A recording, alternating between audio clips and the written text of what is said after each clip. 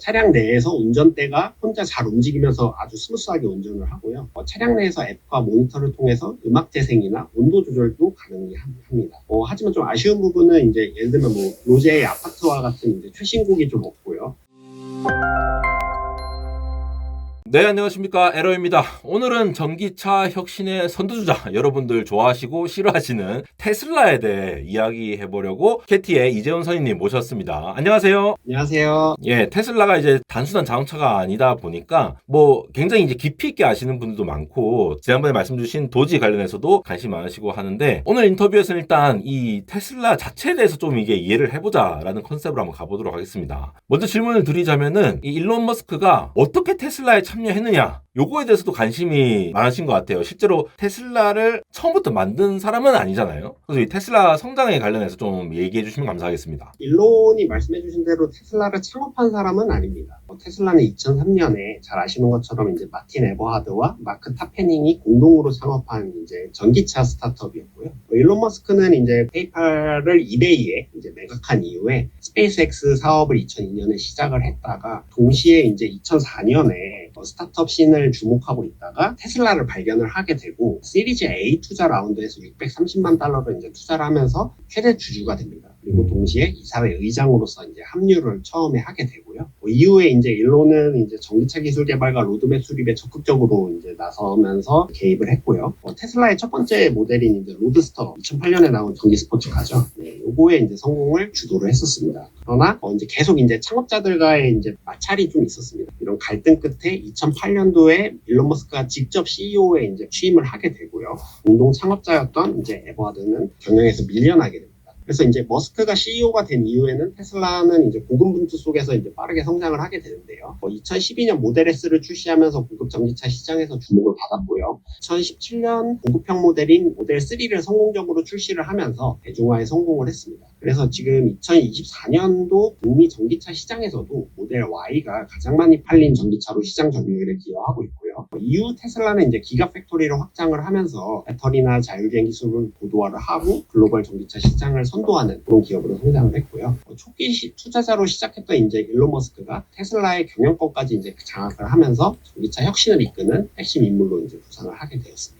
네, 이렇게 머스크가 이렇게 지분 이렇게 늘리면서 한 거였군요. 이게 테슬라의 결국 강점이 뭐냐라고 얘기하면은 여기에 대해서 약간 가치 판단이 들어가는 것 같아요. 기술이 될 거다, 안 될 거다, 뭐 여러 가지 얘기가 많은데 지금 이 순간, 지금 테슬라가 인정받고 있는 강점이 뭐냐, 얘 진짜 강점이 뭐냐, 요거 한번 정리해 주시면 좋을 것 같아요. 테슬라에 대해서는 워낙 호불호도 많이 갈리고 해가지고 보시는 부분에 따라서 이제 관점이 좀 다를 수 있는데 제가 봤을 때는 세 가지 강점이 있는 것 같습니다. 수직 계열화, 그다음에 이제 강력한 엔지니어링 역량, 그리고 소프트웨어 중심 전략, 이 세 가지를 좀 말씀드리려고 합니다. 그래서 첫 번째로는 이제 수직 계열화를 통해서 원가 절감과 기술 통제를 이제 극대화했고요. 배터리 생산을 위한 기가 팩토리를 구축해서 원가도 낮추고 공급망을 안정화시켰고요. 차량 제조부터 반도체 설계, 그다음에 자율주행 소프트웨어까지 직접 개발하면서 핵심 기술들을 내재화하고 있고요. 잘 아시는 것처럼 도조라는 슈퍼컴퓨터를 돌리기 위해서 D1 칩을 직접 설계를 할 정도로 굉장히 이제 엔지니어링 역량이 뛰어나다고 볼 수 있고요. 두 번째 말씀드렸려고 했던 부분도 엔지니어링 역량, 생산 제조 역량에 대한 이제 전통적인 이제 레거시 OEM들, 자동차 제조사들과는 달리 테슬라는 이제 소프트웨어 기반의 접근 방식을 채택을 했고요. 그리고 OTA 업데이트를 통해서 지속적으로 차량 성능을 개선할 수가 있다는 큰 장점이 있습니다. 그래서 이제 모듈형 배터리 설계나 자체 개발 반도체, 그리고 AI 기반의 자율주행 기술 등 혁신적인 이제 기술을 선도를 하고 있고요. 세 번째로는 이제 스케일업 능력이 굉장히 강하다고 보시는데요. 아무래도 이제 규모의 경제를 이루기 위해서는 대량 생산 굉장히 이제 중요한데요. 테슬라는 이제 미국과 중국, 독일 등의 이제 생산 공장 운영하고 있고요. 글로벌 생산 역량을 이제 확보해서 비용 절감이나 대량 생산을 통해서 전기차 시장을 확장하는 데 이제 기여했다고 평가를 받고 있습니다. 네, 좋습니다. 그러면 테슬라 얘기하면은 또 자율주행을 뺄 수가 없는데, 사실 자율주행을 이미 하고 있는 가장 큰 기업이 바로 이제 구글 자회사 웨이모잖아요. 실제로 직접 경험을 해보셨다고 들었는데, 요거에 대해서 좀 말씀해 주시면 감사하겠습니다. 제가 1월 달에 조금 이제 샌프란시스코랑 이제 실리콘밸리에 일주일 정도 이제 출장을 다녀올 기회가 있었는데요. 다운타운에서 웨이모 원 로보택시를 한 5번 정도 탑승을 했고요. 그다음에 이제 우버 에코를 통해 부른 테슬라 차량에서 3번 정도 FSD 베타 V13을 현지에서 체험할 기회가 있었습니다. 제가 찍은 사진인데 웨이모 같은 경우에는 이제 제규어의 아이페이스 차량이 이제 접근할 때부터 운전자가 없이 각종 센서를 장착한 차량이 다가오는 부분이 굉장히 인상적이었고요. 차량을 탑승하게 되면은 모니터에서 바로 이제 1분 정도 가이드 영상이 나옵니다. 그래서 차량 내에서 운전대가 혼자 잘 움직이면서 아주 스무스하게 운전을 하고요. 차량 내에서 앱과 모니터를 통해서 음악 재생이나 온도 조절도 가능합니다. 하지만 좀 아쉬운 부분은 이제 예를 들면 뭐 로제의 아파트와 같은 이제 최신곡이 좀 없고요. UX 부분에 있어서 유튜브 프리미엄과의 연동이 안 되는 부분, 그리고 다른 이제 부가 서비스랑 연결되지 못하는 부분은 조금 아쉬운 부분이었습니다. 그 외에 이제 운전에 대해서는 정말 인간보다 어떻게 보면 나아 보일 정도로 특정 다운타운의 구간에서는 정밀한 HD 맵과 30여 개의 센서들을 기반으로 완벽하게 서비스되는 이제 깊은 인상을 받았고요. 그리고 테슬라 역시도 굉장히 인상적이었습니다. 그래서 이제 미국에서 FSD는 정말 정밀하게 운영되고 있고요. 비보 좌회전이나 유턴, 뭐 고속도로에서 이제 끼어드는 상황, 이런 부분 굉장히 자연스럽게 진행이 됐고요. 말 그대로 내비게이션에 목적지만 입력하면 인간 운전자의 큰 개입 없이도 알아서 목적지까지 잘 가는 것을 볼 수 있었습니다. 그래서 이제 테슬라와 이제 구글 웨이모가 강세를 보이고 그 아래에서 우버와 리프트가 향후에 이들의 라이센싱을 이용하지 않을까라는 생각을 좀 해봤습니다. 요즘 또 핫한 게 이제 중국이잖아요. 뭐 중국 AI는 딥시크, 또 딥시크 전에 사실 이 로보택시, 뭐 자율주행 실제로 중국 가봐라 뭐 장난 아니다 이런 얘기를 유튜브를 통해서도 많이 들었고 많이 봤는데, 중국은 지금 뭐 로보택시라든가 이런 산업의 상이 지금 어떤 정도인지 궁금합니다. 말씀해주신 대로 중국은 로보택시 실증을 세계에서 가장 공격적으로 하고 있는 나라 중에 하나고요. 먼저 빠른 실증과 상용화가 특징인데, 바이두의 아폴로고나 이제 포니 AI, 오토엑스, 디디추싱 등과 같은 주요 기업들은 베이징이나 상하이, 광저우나 선전 등의 이제 대도시에서 무인 로보택시 이제 실증을 굉장히 빠르게 진행을 하고 있습니다. 그래서 2023년에는 바이두와 포니 AI가 베이징에서 완전 무인 로보택시 상업 운영 허가를 받았고요. 광저우와 우한 등에서도 허가를 이제 확장하고 있습니다. 그래서 이들 기업은 적게는 수십 대에서 수백 대, 많게는 1000대까지 대규모로 이제 로보택시 실증을 전 세계에서 가장 공격적으로 진행하고 있고요. 다음으로 이제 정부의 적극적인 지원도 있는데요. 중국 정부는 자율주행 기술을 미래 핵심 산업으로 지정을 하고 규제 완화를 통해서 빠르게 실증을 지원하고 있습니다. 예를 들어서 베이징에는 이제 자율주행 시범구역이 이제 구획되어 있는데요. 여기서는 무인 로보택시 운행을 위한 별도의 이제 도로 규정이 마련이 되어 있고요. 광저우와 선전 같은 경우에는 이제 특정 구역에서 차량 완전 무인화를 허용하고도 있습니다. 그리고 마지막으로 이제 대규모 데이터 확보에서 나오는 기술 경쟁력을 무시할 수 없는데요. 중국 기업들은 이제 광범위한 실증을 통해서 방대한 주행 데이터를 이제 확보를 하고 있고요. AI 기반으로 자율주행 기술을 빠르게 고도화하고 있습니다. 그래서 바이두 같은 경우에는 1억 킬로미터 이상의 자율주행 데이터를 축적을 했고요. 오토엑스 같은 경우에도 실리콘밸리 기업들과 이제 경쟁할 수준의 기술 수준을 가지고 있는 걸로 평가받고 있습니다. 그래서 이제 한국 같은 경우에도 뭐 현대자동차 그룹의 이제 포트투닷이라든가 뭐 여러 이제 국내 스타트업들이 좋은 기술을 가지고 있습니다. 하지만 이런 실증 확대에 있어서 정부 당국과 협력을 해서 보다 이제 공세적으로 전향하는 모습이 있어야 미국이나 중국 등과 경쟁에서 생존할 수 있지 않나 싶습니다.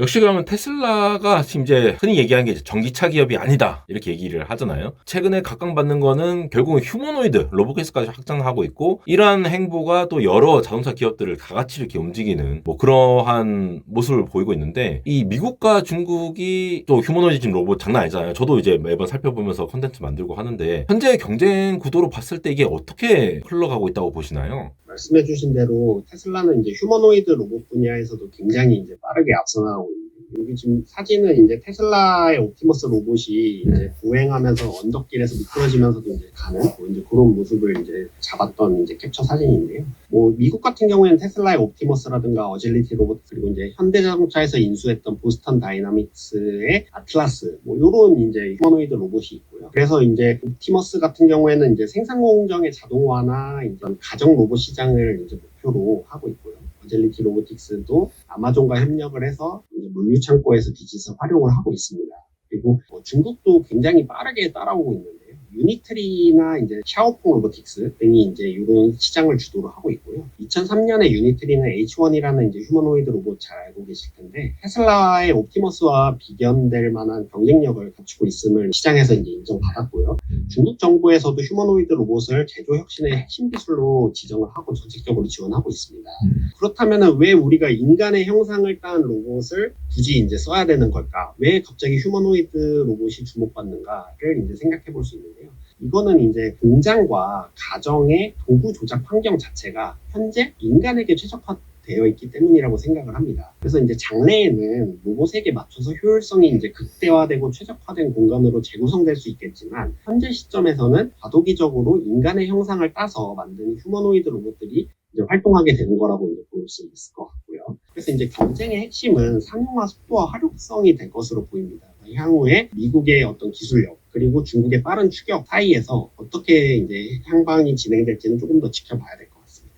네, 이게 결국은 이제 상용화 속도, 활용성 이렇게 말씀 주셨는데 아무리 기술이 좋다 하더라도 지금 중국을 보면은 AI도 그렇고 반도체도 그렇고 저가로 막 전기차 막 뿌리잖아요. 엄청나게 저가의 공세를 많이 하고 있는데 이 저가 전기차 시장에서는 또 테슬라가 어떤 전략을 펼칠 걸로 보시나요? 테슬라는 현재 이제 굉장히 조금 고가 혹은 이제 프리미엄 라인에 상대적으로 위치해 있고요. 중국은 이제 비아디라든가 엑스팽, 지리 자동차 등을 중심으로 해서 1만 달러에서 2만 달러대의 이제 저가 전기차 시장을 장악을 하고 있습니다. 특히 이제 비아디 같은 경우에는 2023년에 테슬라를 제치고 글로벌 전기차 판매량 1위를 기록하면서 공격적인 가격 전략을 펼치고 있고요. 그래서 이제 비아디 같은 경우에는 뭐 유럽이나 남미에도 이제 전기 버스라든가 상용차 부문에서도 굉장히 많이 진출해 있습니다. 그리고 우링모터스라 그래서 조금 생소하실 수도 있는데 2002년도에 설립된 GM과 상하이 자동차의 합작 회사입니다. 그래서 참고로 이제 중국에서는 해외 기업이 자국 기업과 이제 JV를 공동으로 이제 합작법인을 세워야만 중국 내 사업이 가능하고요. 테슬라만 이제 유일하게 좀 예외를 인정받은 회사인데 이 우링모터스의 홍광 미니 EV라는 모델이 있습니다. 이게 $5,000 미만의 초저가 모델입니다. 그래서 중국 내수 시장에서 인기를 끌었던 적이 있고요. 테슬라 같은 경우에는 그동안은 이제 가격 경쟁을 피하면서 브랜드 가치를 유지하는 전략을 펼쳤지만 중국 전기차 업체들의 공세에 맞춰서 가격을 인하를 하려고 하고 있고요. 그래서 이제 최근에 있었던 24년 4분기 실적 발표에서도 일론이 말했던 부분이 2025년에서 2026년 사이에 출시 예정인 가칭 모델 2 또는 모델 Q라고 불리는 $25,000 이하의 저가형 전기차를 빠르게 생산을 하겠다. 이러한 행보는 중국과 글로벌 시장을 겨냥한 모델로서 저가형 모델을 내놓겠다라는 이제 그런 발표로 볼 수 있고요. 그래서 이제 중국 업체들 같은 경우에는 이제 가격 경쟁력을 앞세워서 상당히 이제 공격적으로 글로벌 시장을 공략을 하고 있고요. 테슬라는 이제 자율주행, FSD라든가 배터리 기술, 브랜드 파워를 바탕으로 해서 차별화를 꾀하고 있는 상황입니다. 올해 테슬라 뭐가 기대가 되고 뭐가 조금 그러냐 이 부분 좀 정리해 주시면 좋을 것 같아요. 이제 최근에 24년도 4분기 테슬라 실적 발표가 있었는데요. 이제 기대점과 우려점을 살펴보면 각각 5가지씩을 말씀드릴 수 있을 것 같아요. 기대점부터 말씀을 드려보면 이제 일론이 2025년을 이제 피보털 이어로 이제 선언을 했고 FSD 기반의 이제 로보택시 서비스와 옵티머스 로봇의 상용화가 본격화되면은 기존의 자동차 중심의 비즈니스에서 AI 서비스로의 이제 비즈니스가 생기기 때문에 이럴 경우에 이제 시장 평가가 굉장히 좋아질 수 있다는 기대감이 있고요. 두 번째로는 이제 주요 글로벌 자동차 업체와 FSD 라이센스 계약 협상을 진행 중인 걸로 알려져 있습니다. 그래서 미국의 포드사나 이런 이제 업체들과 이제 접촉 중인 걸로 잘 알려져 있고요. 계약을 성사하게 되면 이제 수익성 부분에서 이제 개선이 기대가 됩니다. 그래서 2025년 6월부터 미국 텍사스 오스틴에서 언슈퍼바이스드 FSD를 사용화하겠다고 이제 발표를 한 상황이고요. 이거는 사고 책임을 테슬라가 지겠다라는 의미로서 레벨 3 이상의 자율주행 기반의 유료 서비스 모델이 출범되는 거라고 볼 수가 있습니다. 그리고 2026년부터 테슬라 차량을 로보택시 플랫폼에 추가하거나 제거할 수 있는 기능을 추가하겠다고 해서 이럴 경우에도 이제 상당히 시장성이 높아질 걸로 보이고요. 세 번째로는 2025년 2월부터 미국과 중국, 유럽에서 이제 모델 Y를 대량 양산하는 것을 확대하겠다라는 이제 발표했고요. 25년 상반기부터 affordable vehicle이라고 해서 이제 사이버캡이라든가 모델 2Q와 같은 이제 고급형 모델을 의미하는데 요거에 대한 이제 양산도 돌입하겠다고 해서 기존 공장 시설을 활용할 경우에 비용 절감 효과가 기대되는 상황이고 25년도 말에는 전기차 트럭인 세미에 대한 생산을 확대해서 26년 초에는 대량 양산하겠다는 발표를 하고 있습니다. 네 번째로는 25년도 내에 수천 대의 옵티머스 로봇을 생산을 해서 테슬라 공장 내에 투입을 하겠다고 발표를 했고요. 26년도에는 하반기에 B2B 판매도 개시를 해서 연간 100만 대 이상의 생산을 하겠다라는 발표를 했습니다. 그래서 이렇게 이제 좀 야심찬 계획이긴 한데 이게 이제 실현될 경우에는 유동 비용 절감 효과가 막대할 거기 때문에 수요가 굉장히 클 걸로 보이고요. BMW 같은 경우에도 이미 공장 내에서 로봇들을 파일럿으로 지금 활용을 하고 있습니다. 그래서 이런 부분들 좀 기대가 됩니다.